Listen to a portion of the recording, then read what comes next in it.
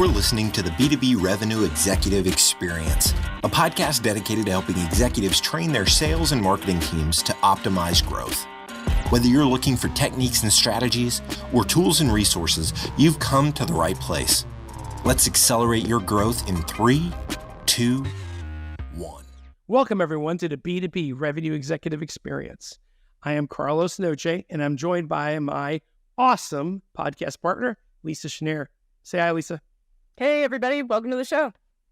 Today, we're talking about AI. Yep, that hot topic, artificial intelligence. But I like to focus on AI from a business perspective. You know, what are some of the best practices? What are some of the risk factors? And what are some of the unintended consequences?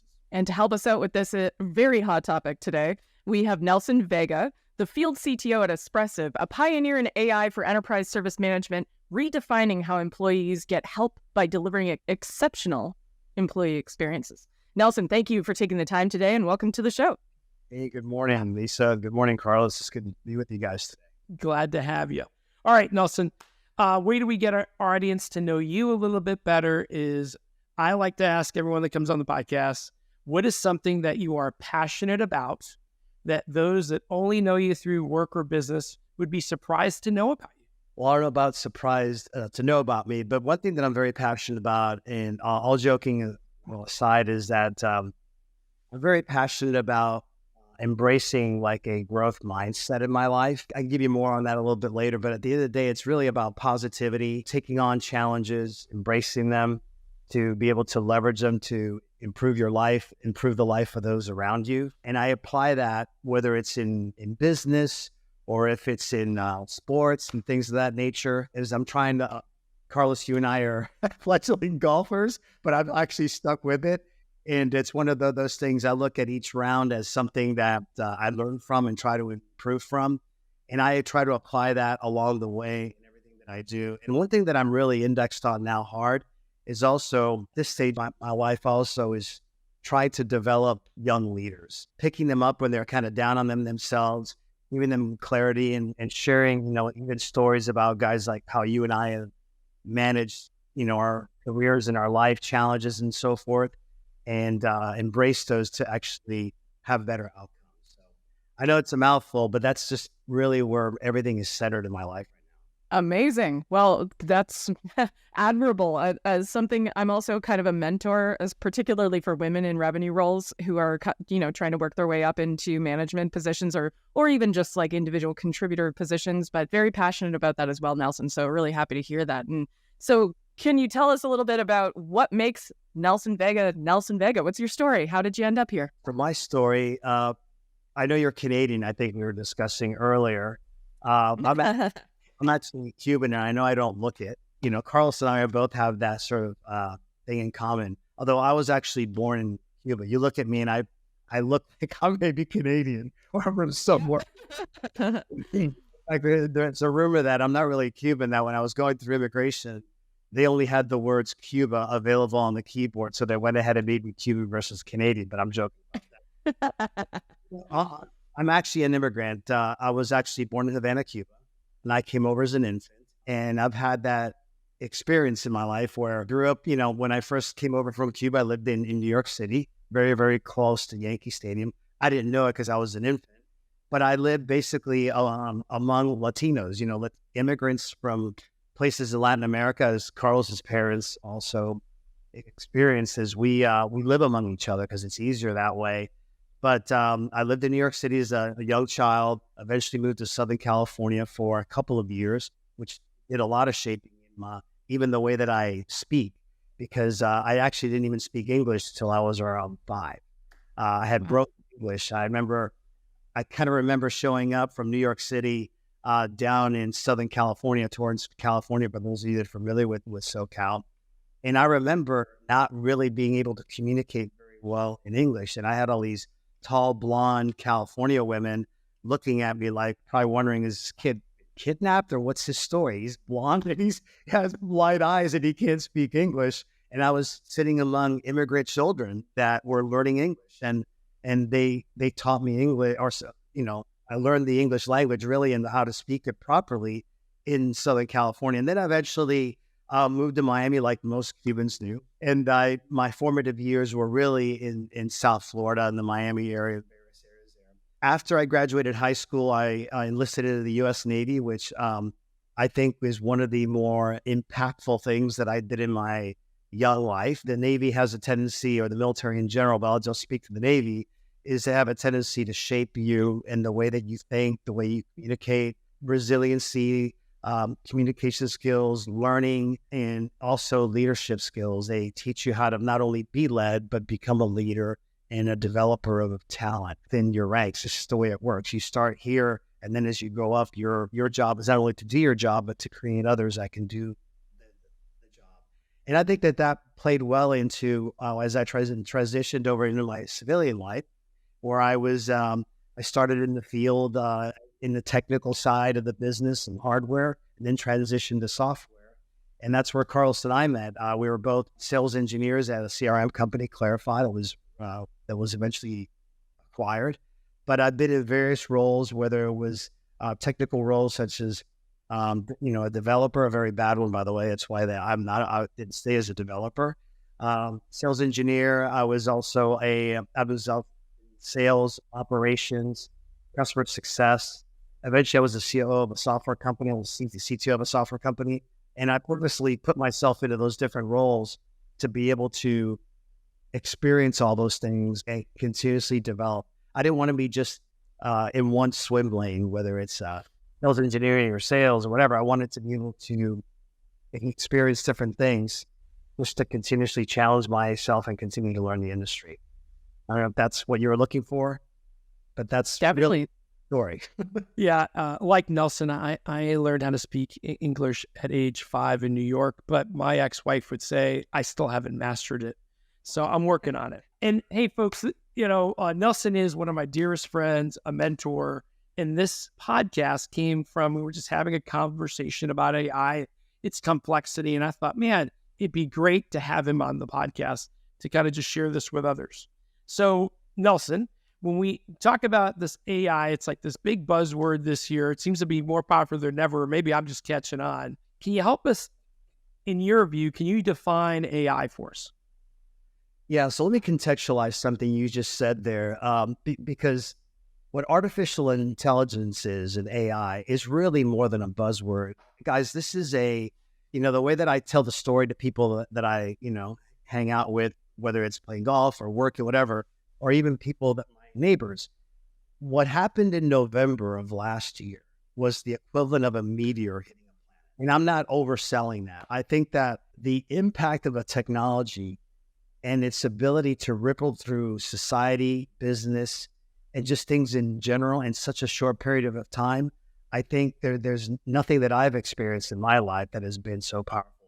I've heard some people say, "Oh, web. No, this is like the web." No. I think that the internet and the web took years to be synthesized, ingested, and manifest itself into people's lives. Right? The people need to learn how to get on the internet. Right? Artificial intelligence, you don't have to go looking for it. It's finding you. It's being thrown upon you, and it's impacting people in a much, much quicker way because businesses are embracing them and imposing it on their people or allowing their people to leverage it, but also society in general is being impacted by it in good ways and arguably in some ways very, very, very in a negative way. So back to artificial intelligence, right? Look, I think that it's such a topic that it can be very, very generic and nebulous, but I don't want to do that. I think I want to make it action. As AI relates to the topic that we're talking about, guys, I think that we need to further define it to generative AI. So generative artificial intelligence. And let me just try to demystify that for you. Really what generative AI is all about, it's really about the algorithms that are being used. And there's different algorithms used in different elements of AI. But let's talk about generative. It's really about around the algorithms to generate new content that I would say mimics how humans write, how humans kind of even communicate, mostly in the written word right now, but you'll see generative AI also manifesting itself in the spoken word or hear it. It's also, as this algorithm also allows it to understand written utterances. And in the AI world, humans are having utterances. We're having an utterance right now. And then there's an intent behind that utterance. So this algorithm, generically speaking, also allows it to understand the utterance of human beings and enables a platform or application that's embracing AI to respond in a written way, and also to analyze things like text and documents, questions that are posed, which is the common one that you see with ChatGPT. But it's also able to give you additional examples, to use these algorithms to review and understand the intent in emails and documents, etc. And then also generative tools like ChatGPT and GPT-3, which is the algorithm behind it, has really transformed the way that sales teams are now approaching day-to-day tasks. So there's a lot of promise behind it, but so let's talk about, the element of generative AI versus just generic, because I think that that's the one, Carlos, that is really the most impactful today as it relates to the functional teams that you interact with. So where do you think we are, Nelson, in the evolution of AI? Are we early, we mid, we late? How much of this work happened before it was publicly known? There's decades of work that preceded all this, right? Again, I'm using November of last year as that moment or that, meet with the planet. It's been decades of research and incredible work that's been done by data scientists, computational linguists, engineers, you name it. Where are we? We're in the very early stages of AI being usable for commercial reasons and even human reasons. By the way, there's also applicability for things like medicine and things like that nature, but that's not the topic of this conversation. I want to make this useful for your audience, right? So, Lisa, as it relates to the world of AI today, it's very much an early stage. And by the way, I want to introduce another kind of concept and way to look at this. Is we look at AI as artificial intelligence, right? But Carlos, when you and I were speaking the other day, you were saying, AI comes off to some people, maybe even the majority of people, as a threatening thing. Is it going to take my job away? Is it going to make me less useful or less, important to my company or my role, or whatever? I want you to think about AI in a different way so you'll embrace it from a mindset perspective. Think about it, instead of artificial intelligence, as augmented intelligence. Carlos, you actually gave me a great example when you were talking about a co-piloting sort of concept, right? And I know I keep referring back to this conversation we had, but that was a catalyst for all this, right? But think of it as augmented intelligence. So even things like Google Maps, right? It's making you more intelligent because you're able to focus on driving to a location instead of having to figure out the best route. AI is figuring out traffic patterns, the fastest route to a place. So it's making you a better driver, right? And AI is going to make you a better business person if you embrace it. Yeah. So it's the way I'm trying to wrap my own little head around this thing is, and I know it's a lot more complicated than a calculator, but hey, calculators did not make us forget math. It's a tool that's allowed us to do much more complex math much faster. And if we can think of AI as being, like you said, something that's going to help us get through decisions, analyze data faster, like Copilot, it's a much more positive way to look at it versus, oh, great, that, now no one's going to hire me to do addition and subtraction, right? The world's kind of changing in that way. Is that a fair way to think about it? Absolutely. I mean, I think it's going to make you run, as I like to say, make you better, faster, stronger if you embrace it and if you learn how to use it effectively, right? If you're intimidated by it, push it off to the side, you don't want to learn about it, it's definitely going to be a headwind versus what it really should be, which is a multiplier, a force multiplier. Think about this. I mean, it's a really bad example, but I'll give it to you, right? Before cleated shoes were invented, how fast were athletes, right? Now, obviously, there's multiple dimensions of why athletes are faster today, right? But if the advent of just even the sports shoe is making the athlete be able to run faster, jump higher, do things that before cleated shoes were a thing, they were not able to do, right? So anything that you can do to leverage or augment your intelligence is going to be helpful. So you've got to embrace it. You've got to have a mindset that it is going to be a force impact multiplier for you. So if we take that one step further and say, what are some practical uses of AI at this level in business today? Because we're seeing all kinds of different things coming out on the internet, but where do you feel like people should really embrace this? By the way, I was just at a conference where this was one of the key topics, one of many. It was an AI-focused conference of C-level executives. But let me just give you that list, Lisa. That's a great question, actually. So what are some of the practical use cases today with the level of where the AI is today and as it relates to business? So I'll give you a list. I think sales and marketing, definitely. Why? Because in sales, there's a lot of content creation. You're sending emails, you're receiving emails, you're writing product descriptions, you're writing case studies. So sales and marketing is probably one of the key areas. Legal. One of the things that I'm seeing is that, remember how you used to get red lines back from a customer or a customer gets red lines from you? You can actually use AI to analyze before and after states of contracts, and also with specialized models, have a large language model focus on legal areas to be able to surface to you maybe key things that are missing in a contract that you might want to include. Well, things like liability and things of that nature, property rights, things of that nature. So legal is an area that you can accelerate things. Remember how things used to get backed up in legal? Now you can have a cyber legal sort of agent that'll go through and accelerate that process. Service management, the area that I'm very, very focused in, is knowledge worker support. So AI is being used by our company to help our customers be able to shrink the lead time to resolution. You have a problem with your laptop, your VPN, or what have you. You need a piece of software provisioned.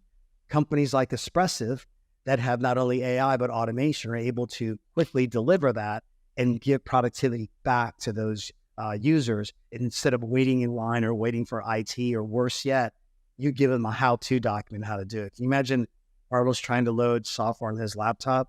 I don't think I'd want that. Terrible. So human resources. How many times have we had to wait in the past to, hey, I have a question about benefits or some sort of company policy. You have to go find it or worse yet, email somebody. Now with AI, it'll respond to you with the latest improper policy response based on not only who you are, but where you're located. So these are things that AI is able to do. And then the last one that I'll mention, because it's a mouthful, is even sales operations. Sales ops can benefit immensely from AI because of just, sales ops has gone to rev ops now, right, Carlos? So there's a lot of things that rev ops needs to do: provide insight, provide some sort of forecasting accuracy, things of that nature.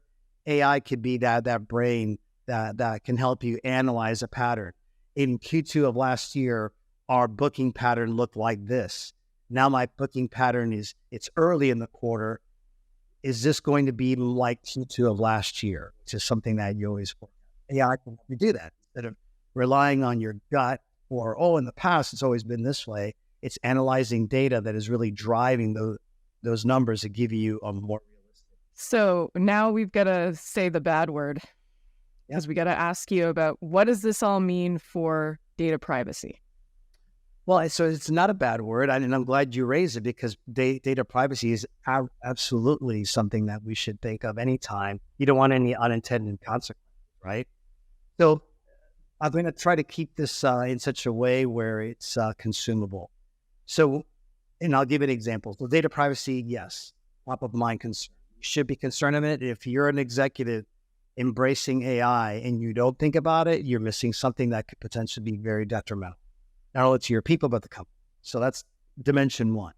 So dimension two is as you're leveraging tools, you have to be cognizant of where that data is being used and how it's being used to provide whatever benefit it is to you. So for example, if you sign up and you get a ChatGPT account, right, which is the most prevalent one, if you're using the public domain availability of that, there's a large language model behind that application. ChatGPT is the app, a large language model called GPT. There's 3, 3.5, 4 plus behind it. when you're conversing or interacting with that application, your data is now usable by them. It's being used to train that model to make it better, faster, stronger in the future. By the way, I don't know if you know this, but if you ask ChatGPT a question, it knows responds up to 2021. Did you guys know that? Mm-hmm. So I shared that with somebody the other day. They go, I didn't know that. Like, ask a question, Carlos, you're a former tax guy. What are the 2023 federal tax rates? It'll tell you, I don't know. I've only been trained up to 2021. So it was trained using data. So when you're interacting with it, it's using that data to now do things. If you're providing it source code and asking it to help you debug source code, that source code is now part of what it's learned. It's part of its library, right? So if you have anything that you consider proprietary or sensitive, do not submit it to ChatGPT, right? Just as a general rule of thumb, okay? Like, hey, my credit score is XYZ and I live here. What do you stand by? That could happen down the road. So what do you do about it, Lisa, right? You're saying, okay, great. So what do I do about it? You want to use tools that protect your data. So if you're an enterprise, you're using it for HR, you're using it for things like things that are proprietary in nature. So policy documents, information that you consider sensitive, do not use what is called a publicly domained LLM, large language model. You want something that is privately hosted for you, okay? That will avoid that situation. But if you're using generative AI for things like video creation, by the way, I should have mentioned that for sales, video creation, PowerPoint creation, as long as that PowerPoint doesn't have proprietary information, you're going to be okay using tools that are available at a public domain. Hopefully that wasn't too involved, but data privacy is a very involved subject. And these things are intelligent and they are learning from the data that you're providing for prompting. So if it's sensitive, keep it in-house. If it's not sensitive, you can use the public domain. And I may want to go back to it a second, but you mentioned going to this conference recently. Yep. Were there any best practices, examples of how people are using AI today that we can kind of learn from or be even amazed by? Yeah, so let me reshape that question a little bit, right? So why was there such a buzz? And by the way, the conference that I went to was hosted in New Orleans, and it was not a huge conference. But what I noticed is there was a very high level of engagement, right? It's not like they were avoiding vendors. And by the way, I noticed that I went with my CEO, so there was nobody there from quote unquote where technical people are, right? And my CEO's very, very technical. He's a technical founder. So what are some of the best practices? Everybody was looking actually for something very similar to the question like Lisa and you've been asking me. That is, how do I use this technology to accelerate my business? And they were asking for, how do I introduce scale into my business? How do I do more with same? How do I do things quicker? How do I do things more effectively? How do I take somebody that maybe doesn't have great communication skills and make them a better communicator, leveraging technology like this? So they're trying to see all the different dimensions of value or benefit that this concept of artificial intelligence can be leveraged in. Because it's not just one area, as I just mentioned. Remember all those unfunctional teams that I just mentioned? Sales, marketing, legal, sales ops, on, customer support, service management, right? So they all were looking for that. So some of the best practices, Lisa hit on the first one, data privacy. Okay, if I use this, what are the potential bad things that can happen to my data, right? What should I do about it? But they also they want to move fast, Carlos, but not to the point where they're so overly indexed on security that they don't do things, that they don't move. Why? So let me share this with you. Everybody is under pressure by their C-suite, investors, CEOs, CFOs to embrace artificial intelligence. Like, we better have a plan for it. And then they thrust it upon CTOs, CIOs, COOs, and they have to have an answer like, what's my plan? So what are some of the best practices? They all walked away with understanding the different functional teams that can be helped? Secondarily, or what are some of the things that AI is going to help those functional teams?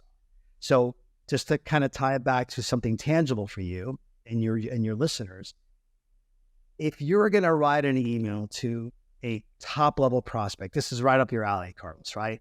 And some of the great prospecting things that I've learned from you, even though I don't prospect anymore. But if you're going to send an outreach email or you're going to put together some sort of presentation, you could take data and then ask an AI tool to help you shape a message. And, that's impactful. And you could tell it, I want to tell this in the voice of an executive in this position. So things like that are what they were looking for.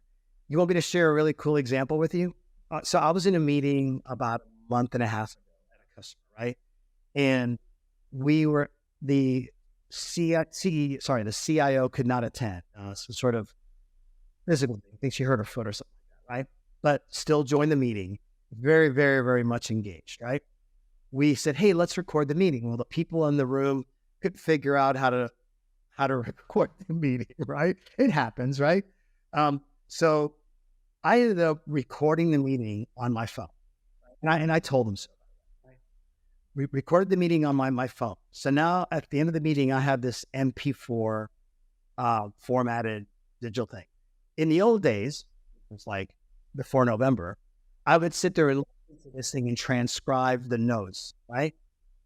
Because during this meeting, check this out, the CIO gave her vision on what she was trying to do, the end state, and did a beautiful job of articulating where she wanted to take it, more importantly, why, and the specifics of the swim lanes that she wanted kicked off, the initiatives, right? So all this was on this recording on my phone. I didn't have to transcribe it. What I did was I uploaded it to an AI tool that listened to the recording and then broke down, it created a transcript for me the way that I wanted. I wanted it bulletized. It's to surface key initiatives. Think about how much time that saved me. We have now taken that transcription. I was able to share with the customer success team. We have now created a strategic plan for that customer, and we're accelerating through that plan. So think about what I just said there. I recorded something, AI transcribed it in the way that I wanted, and not just like a court transcript. It surfaced key to look for initiatives, benefits, and so forth, and it did. And I was able to share it with the team, and now we're well ahead of that, working on that plan, that if I didn't have AI, I wouldn't be doing that. So, hey, Nelson, do you mind sharing us what tool you used to do that with? Yeah, I actually used ChatGPT on that one. And I also used another tool called Perplexity. Yeah, so those are just a couple of different examples of tools that I use for that specific. Now, so you bring up a great point, Carlos. All AI is not created equal. They're optimized for certain things, right? And there's a host of different tools that are optimized. Like, for instance, Microsoft's got embedded into their applications now things that you could take just text and create PowerPoints from it, right? ChatGPT doesn't do that. You go ChatGPT, you give it like a bunch of text, say, create a PowerPoint for me. It's going to say, I don't do that, right? Or something to that effect, right? Not my job description. Yeah. Well, let me give you another great example that's hopefully it's applicable for your team, right? So remember, not too long ago, a lot of vendors were out there selling tools to create a video that you would send to your customer to make it personalized. Like, hey, I'm Carlos, and I'm here to help you out with your sales training and so forth, and make them more effective. You can now take tools like there's a company called Synthesia. It's kind of a weird name, but I'll drop their name. Doing extremely well. You could use this tool to just give it text. You write like a little script, give it to this tool. It will create a video using an avatar that looks very, very realistic. In fact, I was wondering if Lisa was one of those avatars a second ago. So anyway, you can use Synthesia, give it a script, and it will, in a very polished way, create a video in seconds, right? And oh, by the way, let's say that you're prospecting to somebody who maybe is French or Cuban and speaks Spanish, or somebody in Mexico. This thing will automatically translate it correctly into that language. And by the way, you could change the avatar. Seconds. Cool. Like, okay, let's be conservative and say I could have hair. minute. Yes. You can. And you can incorporate images and so forth. Guys, not too long ago, you'd have to schedule time, get a camera, and I got to redo it. This is it's created for you with just text. Okay. Amazing. Dark side of that is something called deep fake. Don't worry about that. But this is something, again, you always say, Carlos, give me something that my audience can use. Can you imagine trying to do an outreach video quickly to somebody and just writing something and then having something like Synthesia ingest it and then create the video, and you can now embed it? It's crazy. And it makes you, okay? So anyway, I don't remember the original question, but those are some tangible examples of how I've used it, how customers are using it. Like even Espressive, our customers now are not just writing knowledge articles, but as Espressive now can, if Lisa calls up and says, I'm having trouble with my VPN, instead of her having to read like through a knowledge article, we know who Lisa is and some of the configuration. We can actually put up a video that'll walk you through the steps on how to resolve something. It would have taken us days if not weeks to create those. Now we just write the knowledge article, have it ingested, the video is created. Now we embed it into our artificial intelligence. Yeah, and all of us who have had to call support for whatever reasons in the past will rejoice, because my gosh, there have been times when I was like, what do I have to do to get someone on the phone for 5 minutes? Well, it's like Espresso. What we want to do is you don't have to go on the phone. You speak to our virtual agent, interact, and we try to automate the resolution rather than make you read something or watch a video. But not everything is appropriate for automation. Anyway, right. And you mentioned something I just want to kind of circle back on before we, try to wrap up, because we could talk about this forever, because Carlos and I both find this fascinating. And, you mentioned how it's important to have a plan internally. Like, how are you going to roll out access to AI? Like, how are you going to use it? And we don't want to skew too far to the negative, but what are some of the short-term risk factors that people should be aware of? Like, we've heard of companies actually shutting down access to ChatGPT until they get this plan in place. So, like, what would be some of your recommendations for you're just starting to explore this? What do you need to think about? Well, that's a big topic. So let me quickly, you're absolutely right about some companies shutting it down. JP Morgan was publicly said, no, none of this, because you can imagine in arguably the most regulated industry on the planet, financial services, ChatGPT being used for a number of things. Medical is another one, right? By the way, Italy is a country said, no ChatGPT. I think that they've since rescinded that order, but yeah, so there's been a lot of that knee-jerk reaction, and they've said, we need to figure this thing out, and that's why they go to these conferences. Well, let me reshape that for you, Lisa, a little bit, right? So a couple things, and I'm going to borrow something my friend Carlos Noche is maniacal about, and that is start with a plan. What is it you're trying to achieve, right? What are the positive, desired business outcomes you want? Start with the end in mind. I want to improve this. I want to make my people more effective at doing outreach. I want to be able to be more effective at forecasting, analyzing data. So start with what is the business problem you're trying to solve, as opposed to buying a tool and then going, what does this thing do? So think like a business person, right? And once you understand what are some of the key desired business outcomes that you want to drive, then you go about looking at the different tools and platforms that are available, right? And then also throw another lens on it and start by looking at what functional team you're trying to address. Because some of these things that I'm mentioning, some of these positive outcomes could be horizontal in nature. It could traverse across multiple. So let me recap that, right? Number one, start with the end in mind. What am I trying to make better? And if you don't have any ideas on that, attend seminars, read articles about positive business outcomes that are being driven by AI. So now that you know, I want to be able to do that. Like, I want to be able to have people find the latest HR policy, no matter who they are, where they are, and they get the right, accurate answer. That's a business problem you're trying to solve. That will take you into a process, say, what platform or tools or vendors or partners should I work with, right?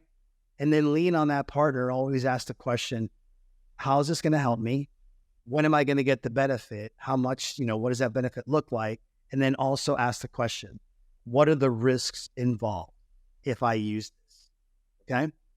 And then the last thing that I'll tell you, Lisa, and you actually kind of touched on it, whether you knew it or not, is also that you have to have a plan to roll it out. Carl, so many times that we've seen in our careers where people make investments in technologies and never realize the business benefit because they didn't think about how am I going to roll this out to the team. Mm-hmm. So you have to have an adoption program as part of your technology initiative. Okay. Like enabling the fields to actually even use it effectively. Get them excited. How's this going to help you? So they'll use it, and then you'll create advocates. Look, and creating advocates is one of the tactics that you use or methodologies you use, but at the end, you're really trying to deliver results. Love it. All right. So we've all heard about AI getting bad data and from that making bad predictions, or, looking at the data a certain way in an effort to make a prediction, not getting it exactly right. Nelson, what might be some of the unintended consequences in using AI, and how do we try to avoid that, I guess? Yeah. So really, really good question. Because remember that AI still can hallucinate. I know you've probably heard that term before, right? So just because you take something and you submit it into AI, using that example that I said about taking a recording and then having ChatGPT run through it and say, hey, here's what was said. I still read through it. I still reviewed it. Because if not, you're turning things over. And so don't be lazy. I'll give you an unintended consequence that happened. There was a lawyer who used an AI platform that, was focused on the legal to create a legal brief. It was very eloquent, but it stated precedents in the legal brief that never happened. That would be a problem, right? Yeah. Yeah. So what I'm saying is, remember when I said augmented intelligence? I want to tie that back versus artificial intelligence. You still want to take a quick look at it. If you're writing an outreach email leveraging AI, you might want to proofread it before it goes out, right? Because it may be referencing things that either are not true, aren't part of your story, or aren't applicable, or worse yet, appropriate, potentially. So that's one thing is, by the way, you never use autopilot to land a plane, right? Pilots use autopilot for certain phases of the flight, certainly not landing the plane or taking off. So I'm drawing a correlation to that. Yeah, I'm laughing in my head because I'm not admitting that this happened, but like if you were translating, for example, a common word in SaaS companies might be churn. And if you just let something automatically translate for you, they might translate churn to mantequero, which is a butter churner. Yes. And if you're tired and exhausted and don't read that over, that might be alarming when your coworker goes to read the slides in Spanish. I'm not saying that happened between me and Nelson, but I heard it might, maybe. It's just a scenario, an example. I do remember that fateful trip to Venezuela, and you and I took it there. And I was insistent upon having the PowerPoints in Spanish, and we were using dictionaries. And Mantequero made its way into the PowerPoint.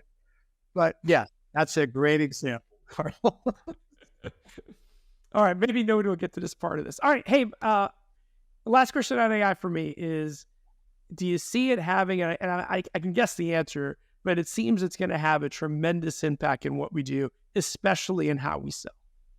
What's your view? It's going to completely transform the way you sell. Just real quickly, kind of a lightning round thing. It will definitely help you collapse the amount of time to research things, right?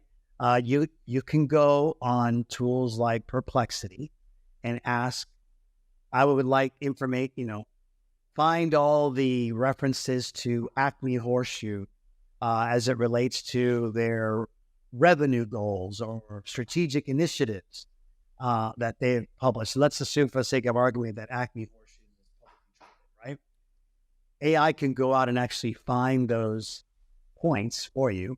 You could say, and provide references where you found it. So researching prospective clients, learning about topics, so you could collapse the amount of time to learn about something. So I think that's actually one of the best ones. The other one too is summarizing meetings and so forth, right? It's drudgery. People hate doing that. You can use AI to do that, and then that will allow you to pull in your other teammates and so forth, and also reference them when you go back to your customer, and right. I don't know if you guys have known this, but I think within Microsoft Teams now, they have a certain edition of it. If you join a meeting late on Teams, it will actually catch you up on what was said during the meeting. Wow. Yeah, that's one of their co-pilot features. So if I am a rep or somebody and I'm late to a meeting, I can leverage that instead of having to go, hey, I may have missed this. Well, you don't have to miss it anymore, right? You're being updated by the co-pilot. And I'm not doing a commercial for them. I'm just, again, sharing actionable things. Summarizing meetings, transcripts and things of that nature. Being able to build PowerPoint presentations, Carlos, is something that companies are looking at to leverage more. I already gave you the video example of something that you could potentially leverage for an outbound. Product descriptions, things of that nature. Anything that's generative. Anytime that you're writing something, you can leverage it. By the way, a very common use case that we use in our company is before we send something out, an email or something that may be strategic in nature, we'll run it through an AI platform to come back and say, evaluate this email and suggest changes. And you could say, I'm reaching out to a high-level executive in the tech field, right? Those are all called prompt engineering. When I say all those things, that's called prompt engineering. You get in what you get out what you put in. And so there's another great example. I mean, Carlos, we can go on and on about the way it's going to happen, but again, a rep being able to forecast their numbers more effectively using analytics versus guesswork, right? Hopecasting, as you told me, right? But also for executives that are just trying to, again, make their teams more effective. Anything that you can remove out of a revenue capturing person's way, you're giving them more time at bat, right? More face time, more ability to deliver value. And by the way, it's going to make your customer-facing people have higher value to their customer because they have insights rather than just a bunch of data, right? So this is a very, very deep topic, and there's so much that we can talk about there. But I'm just trying to provide tangible examples for you that you can use this as a way to go on and learn more. That's awesome. Some really great examples there. And of course, with what Carlos and I do for a living, I think immediately of mutual success plans or plan letters. Because that's one of the things that we come up against is, oh, I've got to summarize this meeting and put it in a mutual success plan. That's going to be so much work. Well, guess what? Click, click. Yeah. Yeah, great game. So look, get familiar with prompt engineering a little bit. I know it sounds kind of geeky, but it's really because everything in this world now around AI is geeky for now. It'll transition. But how you ask a large language model, which is the technology behind AI, a question will directly result in the quality of the response that you get back. Just think about how do I get from Atlanta to Daytona Beach? You ask somebody that, they may give you, I jump on this road and that road. Say, look, how can I get directions to go from Atlanta to Daytona Beach where I avoid tolls, police, and I'm leaving at this time of the day, right? It may tell you to go around Jacksonville versus through Jacksonville, right? That's prompt engineering. Very cool. So I got to ask you, usually there's a couple of questions we ask everyone at the end of our podcast, but I'm going to change one a little bit because as someone who's been an executive, for years, you get prospected to, but now with the rise of AI and how it's changing the way we sell, are you able to tell when you're getting an outreach from a human or an AI tool? Yes. Not always, but yes, it's almost like a baseball player being able to recognize a pitch, right? Yeah. If you're focused on it. So a couple things. First of all, let's say the average SDR, not all, but a lot of SDRs are young, right? They're new to the game. Sure. And if they're extremely articulate in their writing, it's usually an indicator that something helped them be a little bit more articulate. And so that's one thing. By the way, I got one the other day that was actually pretty cool. They told me it was an AI SDR prospecting. And then they said, I am a AI driven SDR and I'm making this outreach to you. Here's what we do and how we believe we can help you. Imagine if you could leverage this technology in your outbound, how you could scale and be more effective. I thought that was pretty clever. By the way, they're totally calling on the wrong guy because I don't know anything about sales, which somebody missed the mark there on their analysis part when they were targeting, right? So, hey, that's awesome. I learned from it, but I have nothing to do with revenue capture. So good luck. Yeah. But I thought it was clever. Yeah, I appreciate the transparency behind it a little bit, right? Especially if you're a revenue, CRO, whatever, you're going, hey, I can have highly intelligent SDRs. And by the way, people are some people will hate it, and some people will go, oh, that's kind of cool, thinking outside the box. You need to articulate what they do. Right? Yep. So, all right. So here's a closeout question. We call it Acceleration Insights.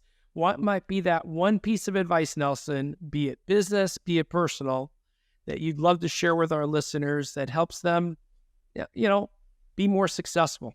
Yeah, great question, by the way. And it's something that I you and I have made that is a practice in our life to learn from smart people and people that are accomplished. The name that just popped in my head was like Bob Spinner. I remember asking Bob Spinner years ago, what's the secret to success? And I will share what he said, but I'll tell you what he said. He said, make your boss successful and be very clear. Like Bob. You know Bob, and if he's listening, super intelligent guy, and a very relatable sales VP, and went on to be CEO and so forth. Okay, back to your question. So I'm going to give you a concept that I think all of your listeners should really embrace, right? And you've heard the term, but I'm going to decompose it a bit. Growth mindset. In today's world, you have to embrace a growth mindset. And you guys could Google it, whatever, but let me just give you not my like I didn't write this, but the way that I've interpreted it. And the growth mindset is made up of a couple different things. Number one, it tells you to embrace challenges, right? Not avoid them. If a challenge presents itself, embrace it. And that means seeing challenges as opportunities, right? So growth mindset, another characteristic of it is continuous learning. If there's one characteristic in today's world that you've got to have is continuous learning, or you're going to be just in society. You'll be that person that's still using an AM radio in your car phone, which I know you still have one anyway. So continuous learning, learn how to learn and learn how to leverage technology to help you learn. And that goes hand in hand with the ability to be persistent and resilient.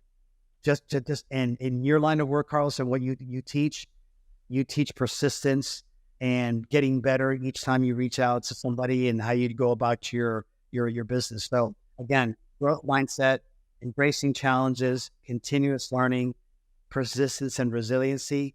And then the last one is seek out new knowledge, learn new things. I'll give you one last example and then we'll wrap up here. And that is, so I attended a webinar. Actually, no, it wasn't a webinar. It was a training session that one of our investors wanted us to take, right?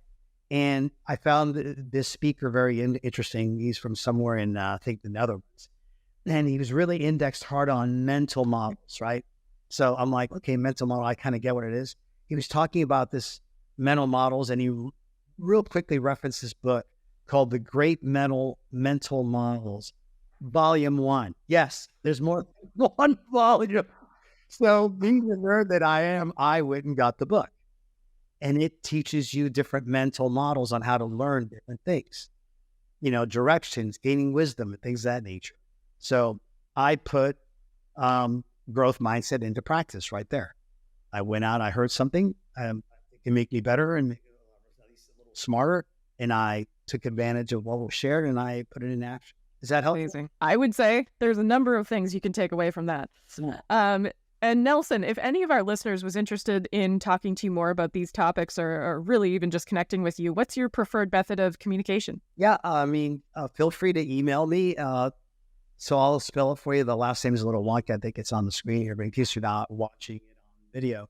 So my email address is Nelson, that's Nelson, Veiga, and that's spelled V as a Victor, Eiga, that's Veiga, at Espressive.com. Let me spell that for you as well.